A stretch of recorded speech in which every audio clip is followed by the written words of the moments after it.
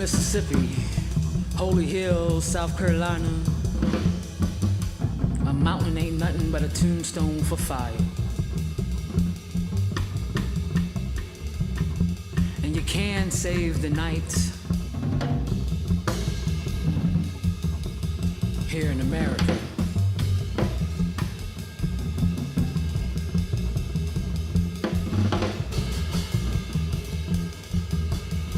Where we forget the names of our ancestors and scream out into the void, helpless, without courage.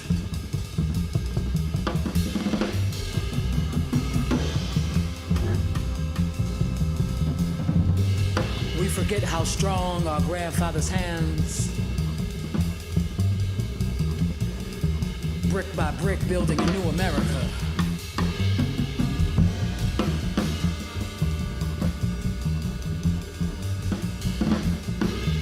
And our mothers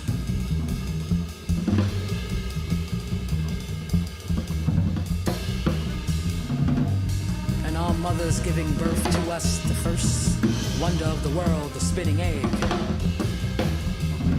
And we use her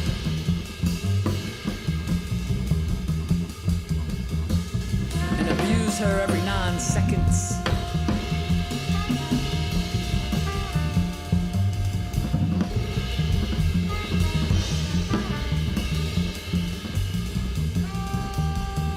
Every 9 seconds ticking.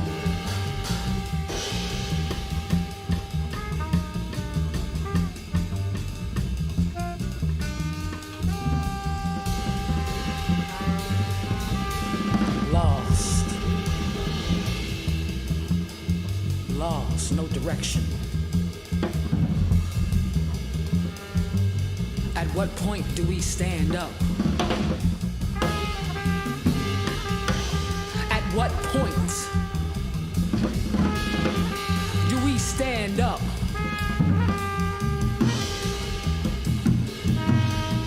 At the breaking point. At the point of no return. What point?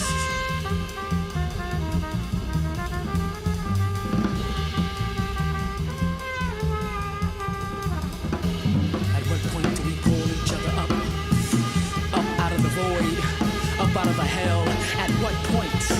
At what point?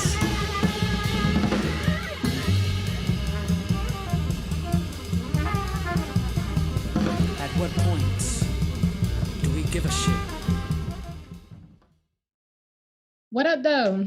My name is Nandi Comer, and welcome to the final session of the Allied Media Project's Breaker Series, Bloom. Today's event is really close to my heart. It is deep work.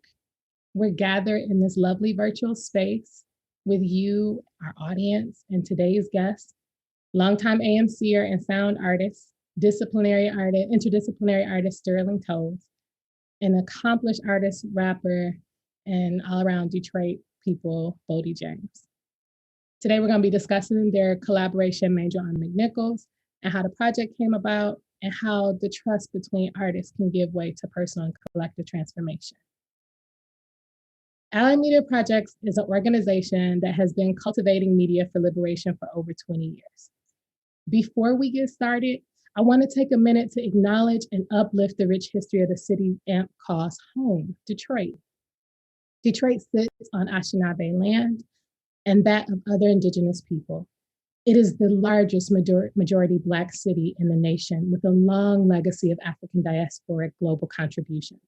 It was also once a stop on the Underground Railroad, known by its code name, Midnight. Detroit is also the US city with the largest concentration of Arab Americans.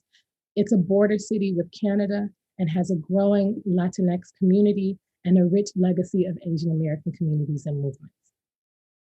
At all of our events, virtual and in person, we encourage our audiences to connect with the legacies of their cities. So we invite you today to acknowledge the land and communities where you reside. Feel free to put them in the chat right now.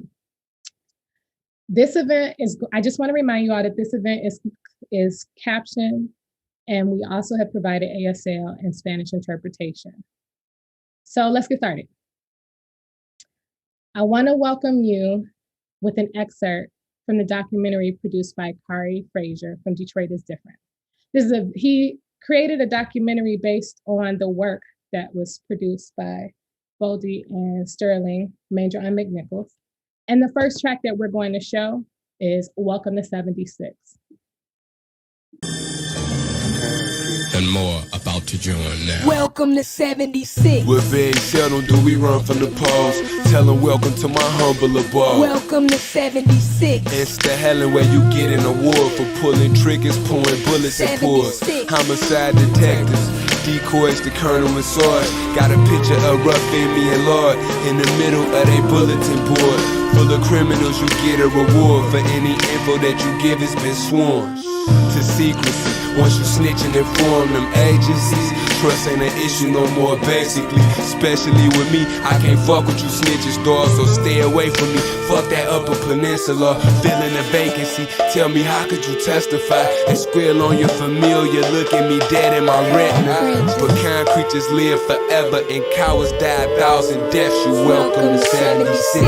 First a ninja in the streets that robbed me of my innocence and my childhood dreams. I got some 1, 2, 3, 4, 5 slot, heavy metal poking out. Welcome to 76. I got the drug-free school zone high.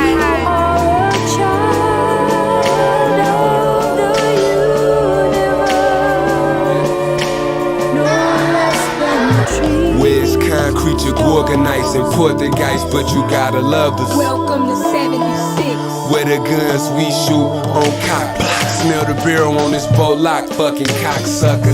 Got the drug free schools on hot. God, tell the devil Bodie on the spot. If I gotta suck, got some 1, 2, 3, 4, 5 slot, heavy metal poking on my side for you motherfucker. Sissy's your boy an assassin. My city ain't no tourist attraction. This Detroit where shit happens.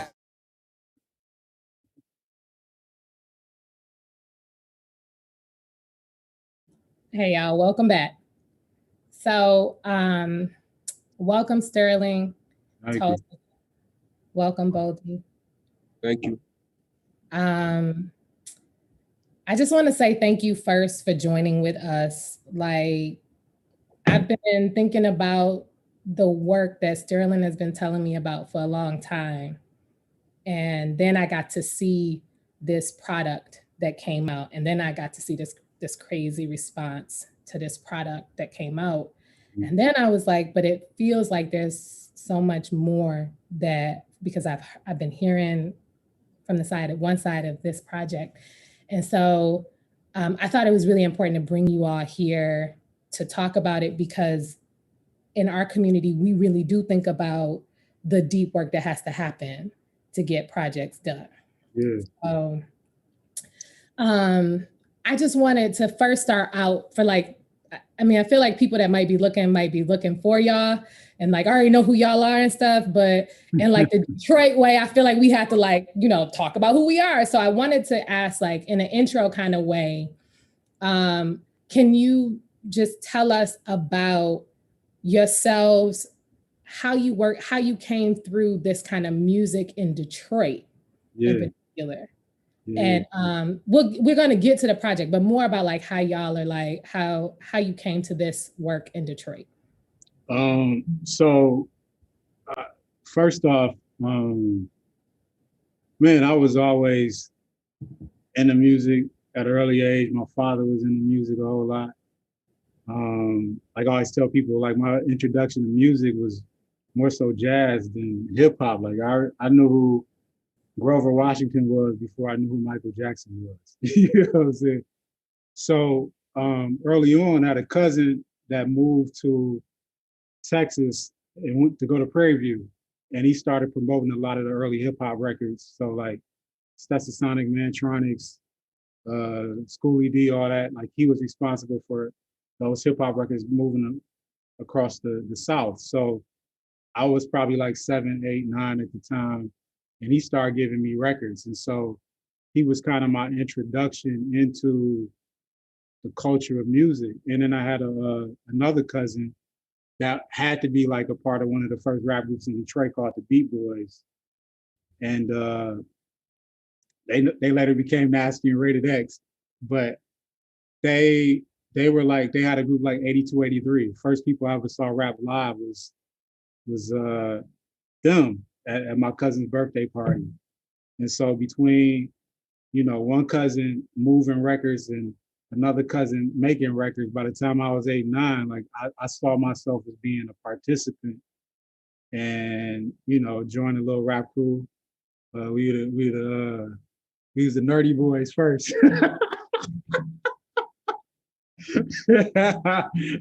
I was nerdy-esque.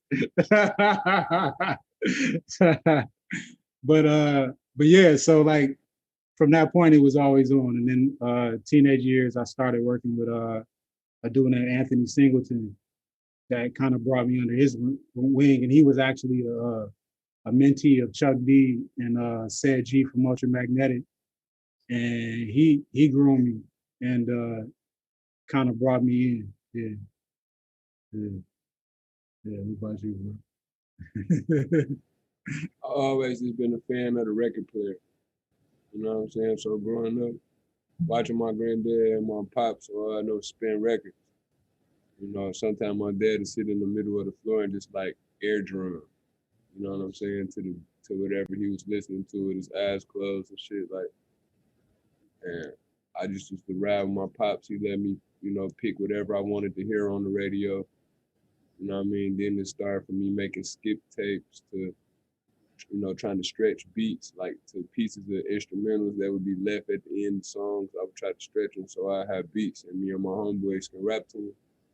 And they started out rapping first. I started out making the beats. And then like, I probably was like 6 or 7. And then probably like 9, 10, I started trying to write raps. You know, I always was saying them to myself, but I wasn't confident in like saying them to anybody. So, you know, once I got the confidence to like rap in front of my homeboys, then I stopped messing with the beats and I just started taking rhyming serious. But yeah, I started off with a group called, we was the Raw Bone niggas. Our shit was called RB. It was Raw Bone niggas. It was too graphic for us being the ages we were, but we was talking a whole bunch of shit we wasn't into, but it was just for like looking outside at all the craziness that was going on in our neighborhood and shit. So we was like the first ghetto reporters of my time, you know what I'm saying? Oh man, I love hearing that because like I feel like you're talking we're around the same age, and I feel like, you know, I was also a backpacker. I was also into like, you know, I'm still like hip hop, you know, and like I feel like not enough people get to hear that because we're always hearing about how Motown has been like the story. Can I ask you a question? What up? What do you classify my rap? Am I a backpacker? We be having conversations about this, right? And I don't even think like I want to know, seriously. I mean, nah. Because in school, I never had a backpack. Nobody had. If you could find a picture of me with a backpack, I'd get somebody $1,000. I wouldn't classify you as a backpacker, but also like, I'm like talking like 90s Kari Shells when everybody you knew who had dreadlocks, you knew everybody's name of the people who had dreadlocks. They was like, every t-shirt had a message. And like, so like, it's a 90s feel that I was like, you know, I was around in that time, but I always felt frustrated. So not a backpacker, more like a golden era rapper. But I'll say this, as a person that consider himself to be a backpacker in that era, the thing about you are the ambidextrous king of Detroit. Meaning, like, you are one of the very, very few people that embody the sensibilities and codes of not only the street stuff, but also like the culture, which is identified as like underground hip hop, backpack culture. Okay, like you kind of, you stack up in both, you know what I'm saying? Cause I was dealing with my cousin and a couple of my homeboys was having an argument a couple weeks ago about am I a backpack rapper or a gangster rapper? And I was just sitting there listening to the talk, you know. I don't know. It's not on me to decide, I guess. I mean, you are, to me, like you are a representation of all the facets of the culture, including that and the street stuff, you know. You know, so yeah. Yeah, I was that's one of the, like, I have a long list of questions, but I'm like jumping around because, and I'm glad that you all spoke to that. Cause like one of the things I think about how experiences come into play with the way in which music comes about. And my brother and I have been talking a lot about this project that that you all did together. He really really loves the project. And we were talking about how does the influence of being all these other places. I mean, you are traveling all around a lot, but you still coming back. In Sterling, you've been in and out of Detroit. Not just the influence, but what has Detroit done to kind of shape that or stay grounded in that work that you all are doing? What is it about Detroit, or what is it about the place? You miss Detroit when you're away from it. That's true. And when you hear in the core of it, you just want to get away from it so bad. You know what I'm saying? So yeah. You know, once I started ripping running on the road like different to how I rip and run the road now, starting out, you know what I'm saying? But now it's all music. So I'm familiar with these towns and a lot of the people in these towns. I know them for different things, like, you know what I mean? So that just opened up a world and a whole nother fan base and a whole different like scale of like the demographic I already like. They already classified me under, you know what I mean? It just brought in all my music horizons, you know what I'm saying? Because I've been ripping running the road for so long. It's like, it's not nothing new to me. I just get homesick after a while because ain't no place like home. No matter how crazy this place is and how everybody else view it, it's still home. Right. I feel that. I think also like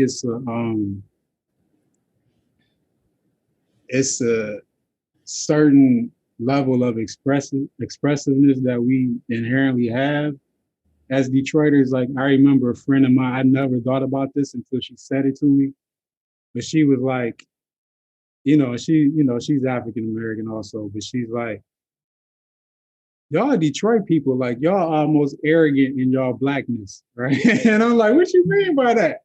She was like, because y'all grew up around nothing but black people, y'all have a comfortability and confidence in y'all skin that black people a lot of other places don't have. And I'm like, I can see that. I never thought about that. I can see that. And because in some ways, I think we are very, very affirmed growing up here in a lot of different ways, and I think now it's so funny, things have shifted. Like I've never seen this generation of people like they like out Detroiting each other right now. You know what I'm saying? Like you think about the PZs and the payrolls and the van gangs and the visas and the every like they are so about being Detroiters now, where I remember in my era, it was kind of like we had to almost assimilate to some degree in hopes of being let into the industry, almost playing down our Detroitness. Now I think we've in this kind of like Detroit versus everybody era, it's almost like I think we've always loved ourselves, but now it's like we're starting to see the fruits of like just saying, hey, we're just gonna fully embrace it, whether people see it or not. Now it's like it's resonating with people all over. And so I really think like the culture of this city is so intensely rich that like every time I listen to him, it's like he's so much like the nooks and the crannies and the side streets of the city, in his stuff that like, I think that But that just come from, I'm in neighborhoods on the regular, and it's just like, you know, regular day in the life of BOLDY James, you know what I mean? But people not allowed on blocks that I love on and stuff. That's all it is. I really be on them back blocks. That's all. That is true. That is true. I feel that. You know, and now it's dope because it's like, though now more than ever, those voices are being heard by people. Yeah. Detroit on top right now. Yeah. We got Big Sean, we got Sada, we got T Grizzly, we got me. You know, we got all my East Side youngins right now. They burning up on the, you know, on the YouTubes and the Empire scene and, you know, the underground street records that they making. Like, you know, you got Babyface, he making noise right now. You got Icewear Bezo, you got PG. Like, I know these people personally, you know what I'm saying?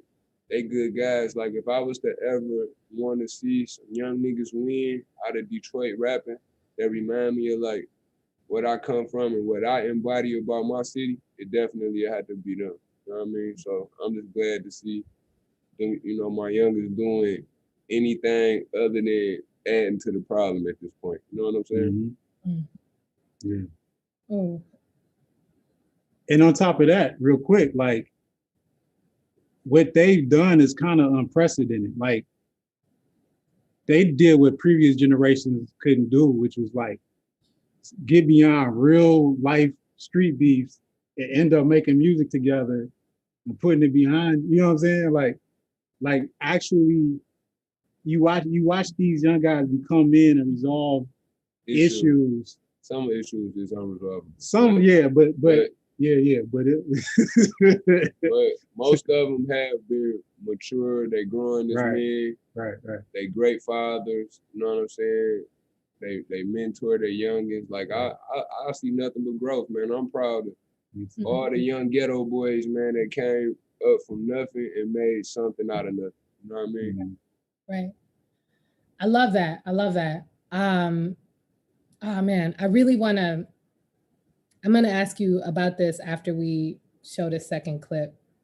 But right now we're gonna show another clip from the documentary, if you all don't mind. Going back to Kari Frazier's documentary, who did just beautiful visualizations of the album. And so the second clip that we're gonna play is Mama Dearest. Sometimes I feel like a motherless child. Get out of line and I'm gunning you down. So stay in single file. For you in the line of fire, trying to relive like you threw a 9 of diamonds out when I led with spades. And you sitting Trump tight. We got hand grenades. I put his pen, it's good night, sleep tight. Don't let the bed buzz bite. Keep a razor blade or jagged edge butcher knife. Street life. Don't catch them lead slugs. Strike or get struck like a match. Need a light, light you up like a lamp. Licking shots like some cunt or a stamp. With my lightning and thunder is Tram 5-7. Mommy, my aunties and grandma stressing that I need a job, but I can't stop peddling drugs. With them drugs on concrete to Spartans, I don't show love, I'm heartless. Cause she don't even love me like she did when I was younger. Seems to me she showing favoritism to my younger sibling, thinking I wonder if he even love me. I love you, I just got a fucked up way of showing it, cause she don't even some sort of dog.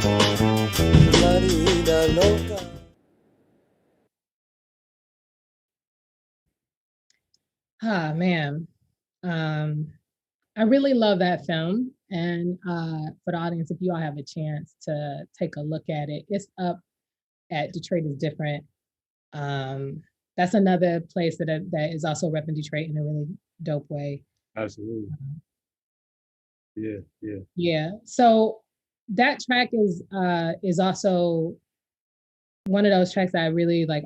I keep playing, and it also reminds me of all the things Detroit that is in the album and how y'all didn't just go like, this is a collaboration. So there's another question I have after that. But I wanted to talk about the project. Like, it's not a project. Like I keep saying project and I'm being like, no, that's not what this is. No, it wasn't. Yeah. Like so what was it? What was it? It was my first time. It was my first time visiting a shrink. A shrink. I didn't have money for therapy back then. You know what I'm saying? This was my therapist. He literally drained all the evil out of me, and it took him 12 years to do it. 12 years. Yeah. Like, this shit made me a better man. Like, I used to write raps to this project before I would actually record them, and I would rap them to my baby mama. And she would tell me that the music made her want to jump off a bridge. It was so dark. She like, this shit is so dark, like it's so morbid, and it just make me want to jump off a fucking bridge every time I hear it, right? So I'm like, well, maybe I need to make more of this shit. You know what I'm saying? Because, bitch, I can't wait for you to jump off a bridge. No, I'm just playing, but I'm just playing.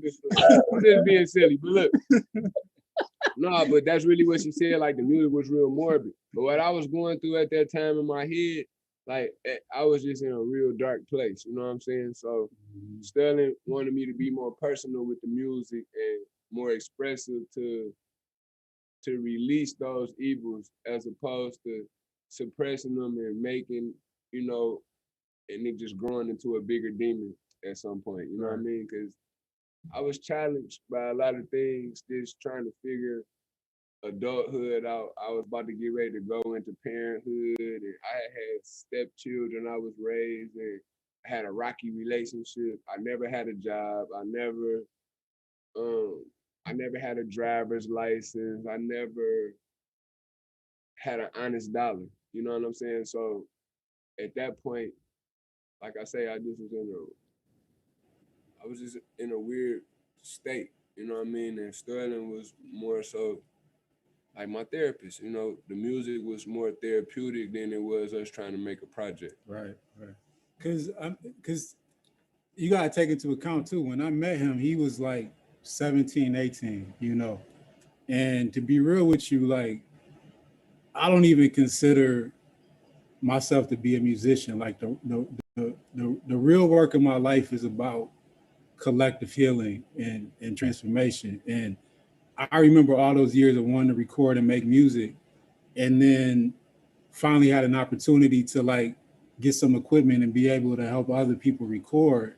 And it's like, I wanted to give people an opportunity that I didn't have for a long time. But when I started doing it, I realized that it was even a deeper level, that like, this could be a space that actually helps people work through stuff and process stuff. And it's so funny because somebody was telling me that, like, you know, they feel almost bad listening to the album because they feel like they're being intrusive, like listening to somebody's like personal business, like they eavesdropping. And the craziest thing is, the realest stuff that was happening at that time ain't even on the record. Like some of the situations and conversations that we had to have during the making of this project is 15 times more intense. You know how they say, like, some people literally been just getting away with murder their whole life. You know what I mean?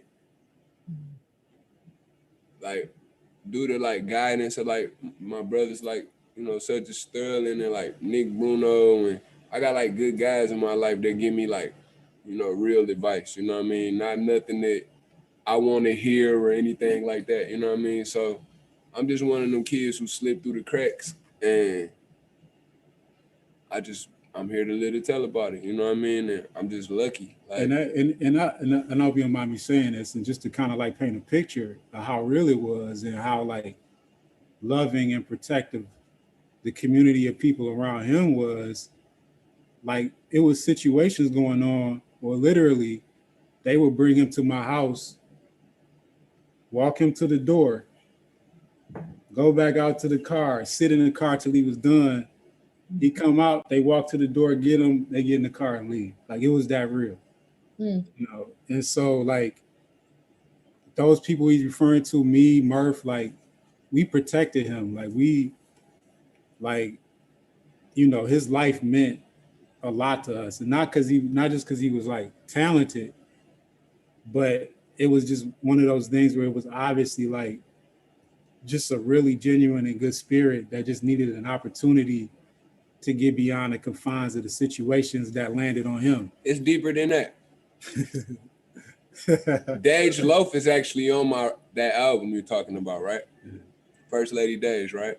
Right? That's what her name is on there, right? It was there, yeah. That's why I use that. She doesn't even remember it because it was so long ago, and life was just so chaotic at that point for like a lot of youngest that was in the city from my era on down, like to hers, you know what I mean?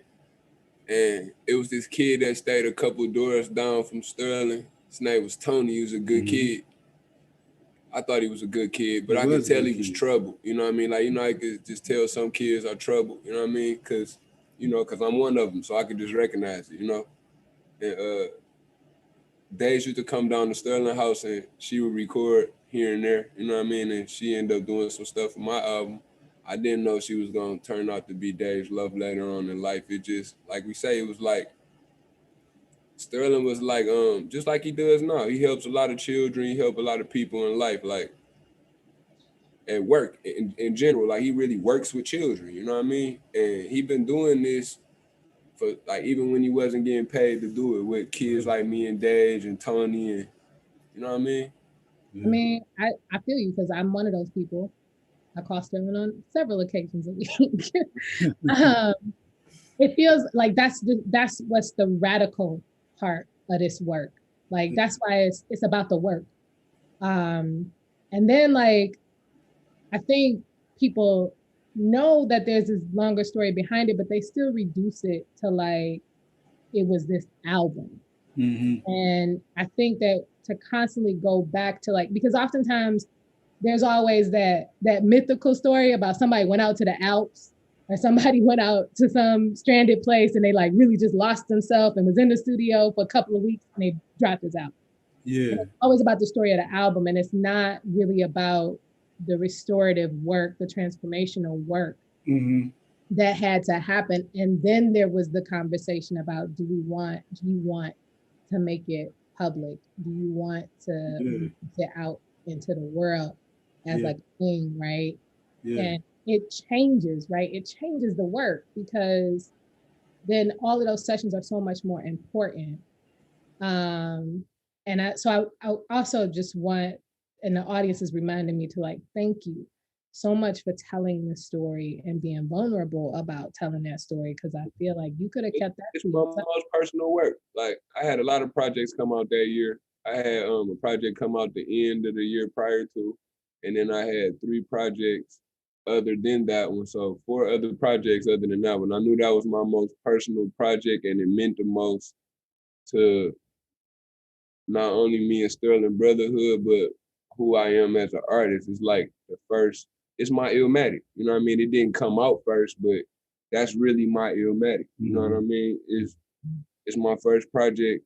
I know that it's my Reasonable Doubt. You know what I'm saying? The first project I know I worked my whole life for the world to hear. You know what I mean? Like I guess I said that right. Yeah, you said it right. And the funny thing about it too is like, you know, did you think I would ever finish it? Because I don't even know if you knew I would ever finish it. No, I know you. That's one thing I know about you. Like, because you told me, I remember when you gave me a gauge on how long it would take. You was like, it's gonna take about 10 years. And I remember when you first, I remember us, like from the time like it was almost 90% done, you telling me that it's gonna take 10 years to come out. I was like, okay. You say so, you know what I'm saying? Like, but look, the crazy part about it though is like, yes, in actuality, this record is like a retroactive debut, right? But the thing is this, like, I didn't realize this until he said it, but he was like, basically like it was transformational because as soon as we finished that process, because that process of him recording with me was from 2007 to 2010.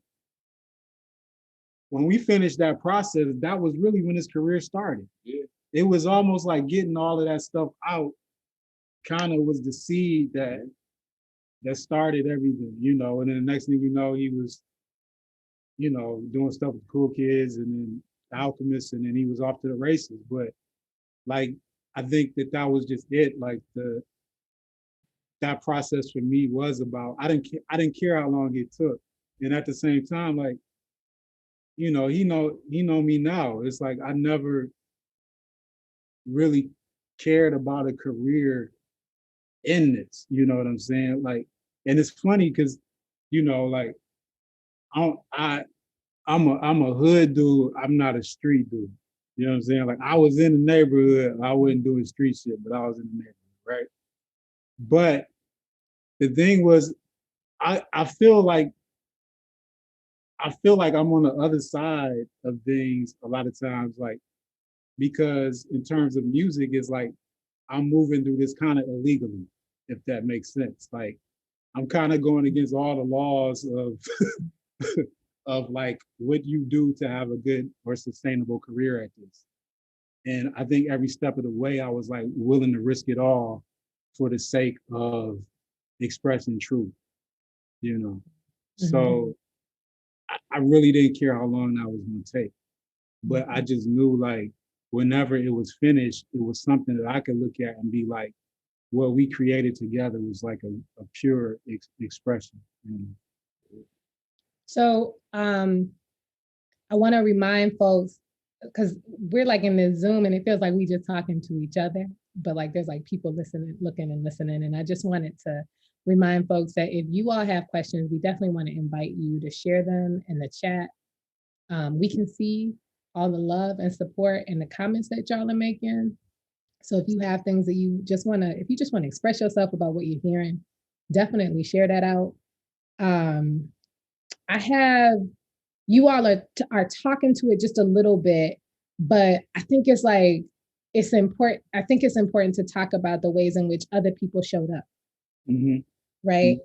So I remember listening and hearing instruments, the keyboards, the cellos, the guitars, mm-hmm. and reading the backside of the album and being like, wow, like these aren't samples that you pull from other songs necessarily, but then you also have recordings of James Boggs in there. Mm-hmm. You have there's so much in there where artists are showing up. Adrian Brown shows up, Mother Cyborg shows up. Mm-hmm. And so I just wanted, if you could like talk about how other people are showing up in this process of healing and how did they experience it as well? Yeah, I think like the whole record is a reflection of relationships, you know. And mm-hmm. the thing was, everybody that was on that record like genuinely wanted to be on the record. Like I would like what do you need? What do you want me to give you? And they'd be like, nothing. Like I'm like, don't ask me that. You know what I mean? And so I really don't have business relationships with people. Like I just have true, loving, sincere relationships that become creative sometimes. And so everybody on the album, like they're all people that I love dearly, you know. And so the funny part about it is a lot of times what they played was after a 4 or 5 hour conversation, right? It was after spending the day together with that person, not even thinking about music, but just talking about life, right? So for me, it's not even about the instruments that are being played. It's just the instrument is just articulating the experience that we're having collectively. And then I'm just documenting it by recording it. But in actuality, it's really just documenting the fluid spirit of our interactions, you know. And so to me, like the album is a document of, yeah, like loving relationships in which Detroit is the backdrop, you know. And just like, and it's so funny because like what I am in terms of like me being kind of everywhere in terms of the activist organizing community in the city of Detroit and the art community and music, like he's like that in the streets. Like we are both those kind of people where it's like we deal with everybody, you know. And I think that it's only fitting that this album will be such a reflection of community. And I don't know if like, you know, that may just been in the spirit too, but he definitely saw us like, just like do things for a ton of people. And that's what he does. He's probably on more Detroiter songs than any other Detroiter, you know. For sure. But I can do what they can do to a degree, but I'm not gonna say that they can't do what I do. They just don't challenge themselves enough. Mhm. That's all. Like, I feel like if they wanted to get in that bag, it's a lot of kids from around here that's talented enough to figure that out. You know what I mean? But Yeah. they don't understand why my style varies, and certain records I rap, you know, cool, calm, collected. Certain records I know how to turn it up a little bit. Then I can hop on the trap records with them, and I can jump back on the soul sample. I can jump back on the empty Alchemist beat. I can rock over a Sterling Toast orchestra. You know what I'm saying? Like, you know, they don't get it. I'm just at a different stage of my life, and people don't know that I actually raised 10 children.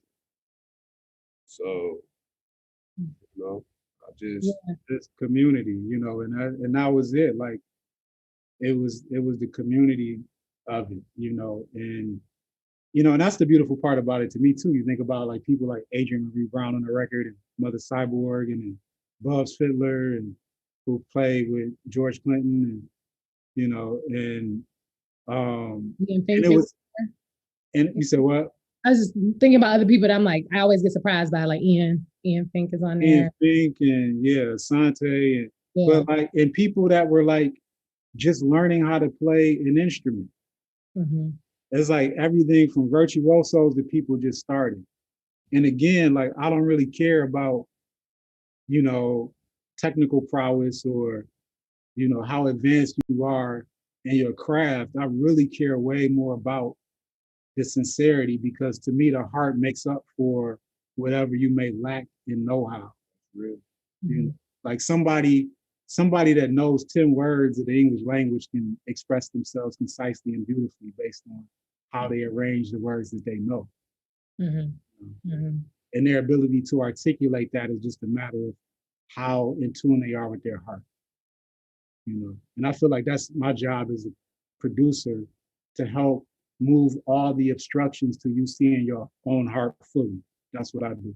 Mm-hmm. That's exactly what I was thinking, like, and then you're really facilitating that as well, because there are a lot of people that can be really traumatizing to artists. They'll hear what you're saying, or they hear how you're saying it or how you're playing it, and they'll be like, shut down, don't want to hear it. And I feel like there's a part of this process is this being this openness, right? You said something about it being a reflection of relationships, and it feels like when you have something come out, or you have a conversation that is so vibrant and draws people in so well, that oftentimes people want to institutionalize it. Mm-hmm. They want to replicate it, duplicate it, package it, try to figure out how. Well, they did it. Let's try to figure out how to do it in that same way. And they're gonna have to go through a lot of hard shit to replicate this. So imitation greatest form of flattery, but if you know what you're looking at and what you're listening to, then you can decipher the difference. I just listen to music to have fun nowadays. I'm not really like playing the who keeping it real game and all that, because if I did that, it's a lot of niggas I wouldn't listen to. Yeah, I think I'm also thinking about, like, you know, like in the organizing community, oftentimes you have people that are really developing loving spaces for the community to come into and feel safe. Right. And then the next question is, well, when y'all gonna get something this? Or when y'all gonna get, you know, it's always like this question about what to do next. And sometimes that value of the relationship is lost. And and that's why, because all these years, think about it, I was running a studio that well over a few thousand people came to that studio, and I let them record for free. And it became a real thing where, yeah, they're processing and working through traumas, they create music or whatever, and people be like, why don't you make this a 501c3? And it's like, no, because I knew that, it's almost like having a sanctuary. And a lot of people come to the sanctuary, and then somebody's like, if you put a gift shop in the sanctuary, you could clean up. Like, man, make a few gift cards, and y'all you do well, pay all your bills and everything. But then it get to the point where like all the traffic from the gift shop is messing up the sanctuary. You know what I'm saying? Like, and for me, it was about keeping the sanctuary. We figure out how the lights are gonna stay on, but we're gonna keep the sanctuary. I could have been like, BOLDY could have been like, hey, I want to come over record. I'd be like, no, not tonight, man. Somebody gonna pay me $20 an hour. Can you come next Thursday? That's definitely how they be playing. Yeah, and it's like, no, whenever he needed, anytime you was like, I want to record, it was ever like, nah, you can't do it right now. Whenever he was trying to record, he was recording, and because that's one thing too, was like understanding like when somebody's ready. You know what I'm saying? It's like, I want to be ready when the water breaks to give birth. You know what I'm saying? I love that. Keeping the sanctuary to sanctuary. So we have two kind of related questions from the audience. So I want to bring them into the room in a sense, virtually. So Gabriel C says that. Who said? Gabriel C. I hope I'm saying that right. Okay, yeah. Apparently Sterling, was being reached out to before this, so he's checking to see who. I feel like us as the audience can feel that the album is full of emotion, from the rapping to instrumentals. It's amazing. I think we feel that. We definitely, as like, okay. And then Jeff, I think is how you pronounce it. Apologies if I did not pronounce your name right, Jeff Ryan. There's a question for Sterling.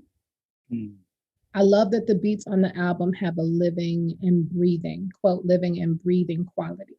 Can you talk a little bit about the jazz influence on the project, which gives the record that feel? Yeah.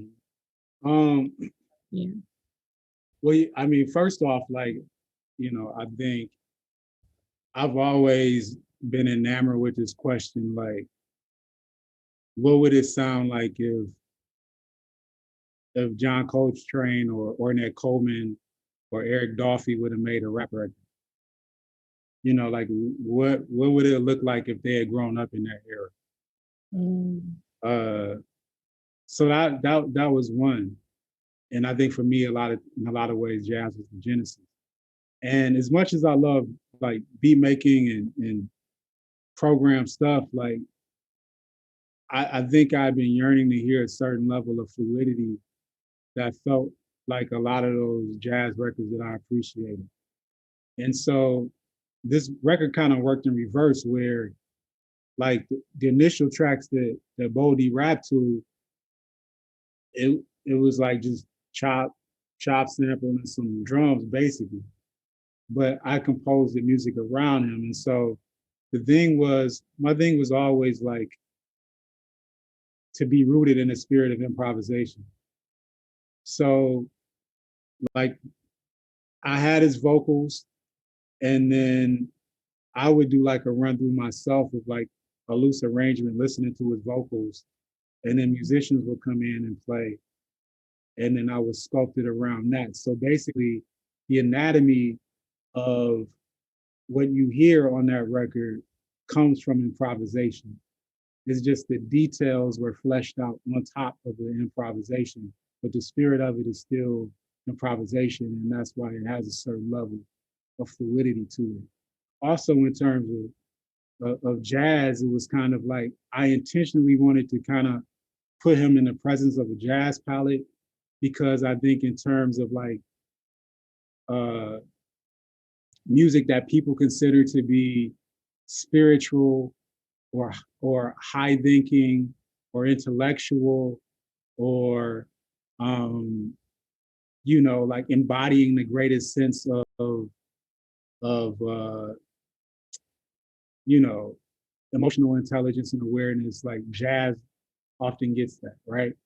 But a lot of times people shit on the brilliance of our young people writing, right? So if jazz is considered brilliant and intelligent and thoughtful and all these things, it's like, don't forget these young guys that come from these neighborhoods are as brilliant and and wise and knowledgeable. And to me, like, BOLDY has always been a poet, and it was important for me to, wherever the album was centered, it would be in a space that was outside of the jurisdiction you expect them to be in. Like, because I wanted to have a backdrop that now you're not listening to BOLDY as a rapper, you're listening to BOLDY as an artist. It's like when you meet your favorite artist for the first time, up until that point, you always wonder like what you're going to say when you meet them. You know what I mean? Like if I ever met Nas, you know what I mean? If I ever met Jay-Z, what would I, you know what I mean? Mm-hmm. So I used to actually like, you know, ponder on that sometimes. And when I met Nas, I was introduced to Nas through DJ Who Kid. I met him through my Master Peer relationship, but I was introduced to him through DJ Who Kid.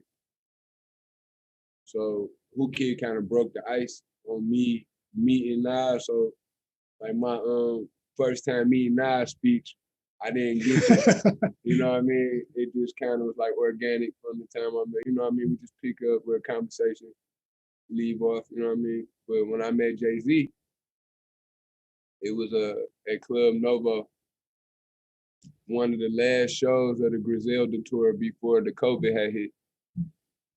And it was like, I think March 6th. He walk up, and he come backstage, and I'm like dehydrated. So I'm down there about to pass out. So I'm trying to like get in the dressing room and get some water. But for some reason, something told me don't go in the dressing room. And me and my man Chase was standing by the dressing room. And I just was like, you know, trying to get myself together, you know, down there keep from fainting. And then I seen Jay come from backstage, and he get to walking up on me. And when he get close to me, put his hand on my shoulder and say, "Mr. BOLDY James, you have an incredible pen. Like, keep up the good work. You know what I mean?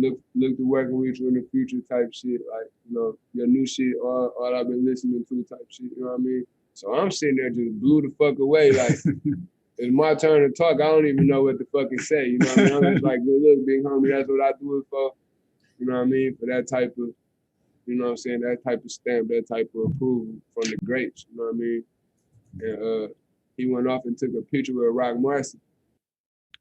And I'm standing there looking at my man Chase like, damn, like, did Jay just walk up to me and say that? You know what I'm saying? But I'm just saying that to say this, like, I never really question the things that I write because I know it was helping me, you know, heal as a person, and it was like releasing like my evil demons and like just putting awareness to like, I gotta make better conscious decisions or my life can take a turn for the worse at some point, you know what I mean? But I always feel like for the most part, I knew what I was doing, you know what I mean? Like, I'm not saying the wrong shit, it's worded right. It might not be grammatically correct, but that's on purpose a lot of times, you know what I mean? But just trying to get my point across and trying to stress the point of like who I am, where I come from, what I'm about, what I stand for, what I stand on. You know, I think the neighborhood it sharpened me up to being the artist that I am today. But it was just a lot of lessons learned where that shit come from, and it can't, like Sterling say, like that shit can't be duplicated, or like you can't just write that shit out of thin air. You know what I mean? You had to have at least went through most of the emotions that come from like rip and run in the streets, and what you gonna go through rip and run in the streets. You're gonna lose some people. You're gonna go to jail. You know what I mean? Some bullets gonna fly. You know what I mean? It's gonna be some little hot tail bitches that, you know, try to use you for your money and finesse you and set you up, and they might got that package and all that. So you got a lot of bullets to dodge in the street. You know what I mean? And I'm just, me and Sterling, he like Morpheus, I'm like Neo. You know what I'm saying? You know, we get to see the shit in slow motion to death. A lot of people can't. You know what I mean? And also, like, it feel like there's also this other like support system that's the air under your, that's when you're doing all of those moves, the people that's moving with you, right? Yeah. It's not just Sterling, it's like a whole nother community that, you know, that's yours, that's mine, you know, as we aunties say, that's mine, you know. Sure. So we have a young person, Kevin Bailey, who put in the chat, like talking about young folks, you know. They want you to check out what they doing because they really. I love to. Yeah. So I know y'all would want to hear that. So I'll share those comments with y'all, and then, but they also asked a question about, to you, BOLDY, in particular. Can you describe this process of your zone when you create special records like Ill Advised and Alchemist? Like, how are you, ALC? Like, how are you? I'm usually smoked out. You know what I mean? That's real, yeah. Just keeping it real. I'm usually, you know, smoke me some trees, and I don't know, for some reason I can write in any situation. Like I can write in jail, I can be sitting in the passenger seat of somebody's car. It don't even have to be a beat playing. I can be on the road riding, I can be on the bus, on the plane. I don't know, I find my zone just knowing that, you know, that's just something that I love to do. I'm real passionate about writing. So, you know, I can find my zone anywhere as long as, you know, I'm doing something that I love to do, which, you know, music is something I love to do more than a lot of things. So it's not hard to find my zone. Like, my concentration can be broken in everything and I still can make it happen. That's also like when you know that's what you want to be doing, right? Because I feel like it's therapy though. Like it helps me more than anything. Some people write raps for the appeasement of, you know, the response they get from others. That's not why I rhyme. I rhyme because like it's a healing process coming. You know what I mean? It's like I say, it's like releasing my evils. It's like getting all this. It's like getting this dark cloud from over me. You know what I mean? So I'm gonna squeeze in one more question because I feel like, you know, it's also about the process. And I know that we have other questions, but I wanted to make sure that we got the first one that was asked a little bit earlier. And it was thinking about like, I was thinking about this too. So BOLDY, you had these tracks that you had like, you know, recorded. And then like, what is your first reaction when you like heard the new production, considering they seem to be like different or than you originally rapped over, or like this is? I was just blew away because it was so much more there to it than the original shell of it that I left it as. Mm-hmm. You know what I mean? Like, it's like this real, see, look, because Alchemist, he listened to it once, and then he never said it was whack, but he didn't give me the type of compliment I felt like it deserved. But then once he really listened to it, he was like, hey, yo, this Sterling guy is fucking insane. He like, all this shit he did to this, bro, like, do you know all the shit that's going on with that? You know, he's like a musical genius, so he think I don't understand what's going with it, but I'm with God when he making it. So I'm like, oh, yeah, I know he brought out the goddamn opera to do the shit. You know what I'm saying? But you know, Al doesn't.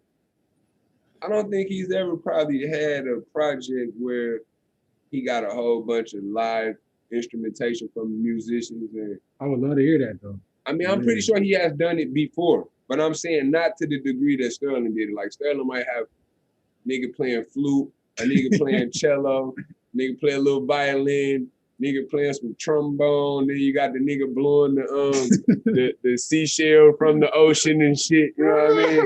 Yeah, no, you didn't. Yeah, he's different. You got somebody playing xylophone, you know, right. Somebody, yeah, he's different, man. I feel like that's also why, like I always think of this project as being like specifically, like it's not a one-on-one kind of thing where you think of like producer, which feels weird to even say producer, rapper, just coming in the room doing his thing. Mm-hmm. It feels like there. It was that too. It's that to a degree. Right. It's him. Go ahead. I know how if you can look at his paintings and like his art, like you can tell he has his brain works different. You know what I mean? So his vision for this project was, okay, you left it as a shell of this, but watch when I get done with it. Like he had like that look on his face, like when I get done with this shit gonna blow everybody away because I'm about to do some shit to this. You know what I mean? And that's what I'm saying. The next time I heard it,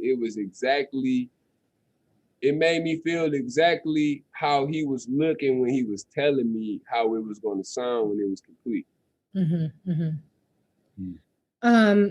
So we run out of time. I'm gonna squeeze one thing in here. That painting, the painting that you're talking about, like there's one behind y'all right now. That beautiful piece that's also included on the vinyl, which is sold out. Y'all are like the Patty Pies of albums on Bandcamp. Like y'all just sell out every time y'all drop more albums. Like they sell out. You can get the digital download from Bandcamp if the audience is interested. But I don't know but you do have hoodies, I'm told, of the. Thank you. Yeah, we do. We got hoodies. And on Bandcamp. I'm really happy for this one, so I'm gonna keep mine close to me. There's gonna be another person though. People hit people up online trying to get it, but so we're gonna close. I'm about to drop again on y'all. Y'all not ready for what I'm about to come with this time because I'm a super dad now, so I got like the wizardry to my lyricism. You know what I mean? That is true. So we're gonna close out with another clip from the documentary, but before we close out, we won't be returning. So I just wanted to thank you so much because this has been like a really great conversation. I loved everything that we got to hear. We're like, I'm sure the audience is as inspired and energized as I am today. Look, I can't even talk. Thank you, Sterling. Thank you, BOLDY. Thank you for sharing this time with us. Thank you to the audience. Thank you for your questions, the chat, the social media, everything that you all have been doing online and off. And also, I just want to really thank you to the ASL, CART, and Spanish interpreters because you all have really opened up for the audience what we've been able to do today and for the whole series. This event was recorded and it's going to be made available online in a couple of weeks. If you would like to let us know about your thoughts today, about today's conversation, you can hit us up by clicking on bit.ly/AmpBloomFeedback. We'd love to hear from you. We're gonna come back with more events in the fall, so stay tuned. If you sign up for the AMP newsletter at allymedia.org, you'll hear more about that. And we will see you soon. So I'm gonna turn it over to the last track, which is River Rock, the visualization by Kari. Thanks so much for coming. Thank you. Thank you for having me. Hell Block, 6 Mile, Drugs on 76, Kind Creatures, yeah, okay. I do dirt with them snakes in the grass. I move work off of Pickford Ave, where we shoot first, ask questions last. Like the truth hurts like picking a scab. The do dirt got a temporary tag. When I'm putting in work and I'm leaning out the rad like stick 'em, ha ha ha, stick 'em up. I'm pissed cause I shot and I missed 'em, but pressure bust pipes and my pressure up. Yeah. Retaliation is a must. Well, I'ma hit you with, you motherfuckers better duck. Bullets is cheaper than booth rent, so pressure luck. Clip for a drop, reload, lock and load. Click, draw, cock and hold, rock and roll. Discharge, fire in a hole like. Clip for a drop, reload, lock and load. Click, draw, cock and hold, rock and roll. Discharge, fire in a hole like. Get your life started, I'm the grinch to do it. Never let your right know what your left is doing. Had to ride on, but I kept it moving. Before I let that happen, I shoot him and 10 niggas who look just like in my felony cell, telling myself no matter what happens, it's truth and sentencing. More murder, keep ratchets to shoot these niggas with. Don't worry, be happy like. Cause concrete just smell fit. My man doing a life sentence on his 12 year. They threw the book at him and he didn't even tear up. Clip for a drop, reload, lock and load. Click, draw, cock and hold. Hell block, 6 Mile.